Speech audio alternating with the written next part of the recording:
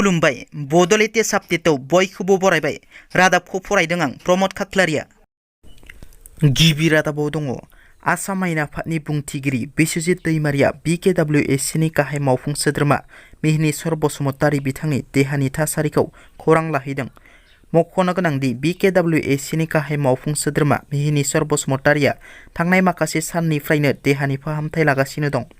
बिथाङा GMCHआव फाहामथाय लाबाय थानायखौ खौरां मोननानै आसाम आयेन आफादनि बुंथिगिरि बिस्वजित दैमारिया GMCHआव थांनानै मिहिनीश्वर बसुमतारी बिथांनि देहानि थासारिखौ खौरां लाहैदों। बिटिआरआव गासै मोन 12 बिधानसभा मासिनिफ्राय मोन 15 बिधानसभा मासि आरो क'क्राझार लकसभा बियाबा ST रिजार्भेसनैनो थाफिननायनि थाखाय थांनाय मोनायाव UPPLनि माखासे सापर्टारफोरखौ रंजाखांना बमा गावनायखौ नुनो मोन्दों।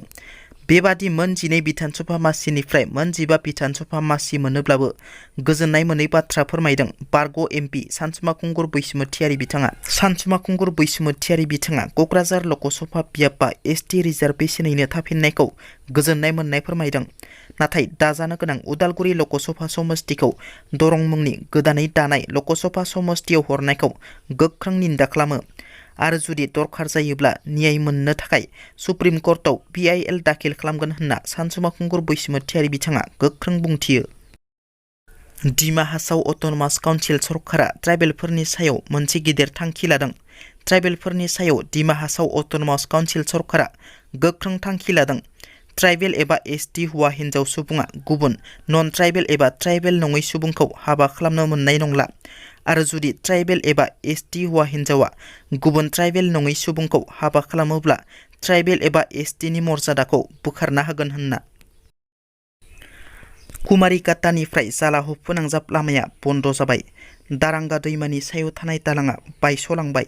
थांनाय माखासे साननिफ्रायनो थाद'नाय गैयै जुब जुब अखा हाबाय थानायनि गेजेरजों कुमारिकाटा जालाह फोनांजाब लामानि गेजेराव थानाय दारांगा दैमानि दालां बायस'नायाव थांलाय फैलाय हान्थामेला खालामनायाव जेंना नुजाथिदों। गोबाव साननिफ्रायनो दारांगा दैमानि सायाव थानाय दालांआ बायहां बायहां जानानै दंमोन आरो दासान्दि जुब जुब अखा हाबाय थानायाव कुमारिकाटानिफ्राय जालाह फोनांजाब खालामग्रा गाहाय लामानि दालांआ बायस'बाय। मख'नो गोनांदि माखासे सान सिगां गोदानै लुफुंनो लानाय दालांखौ लुफुंजोबालासिनो गोजाम दालांखौनो एसे फाखा खालामफिननानै थांलाय फैलाय राहा लामाखौ खालामनानै होदोंमोन।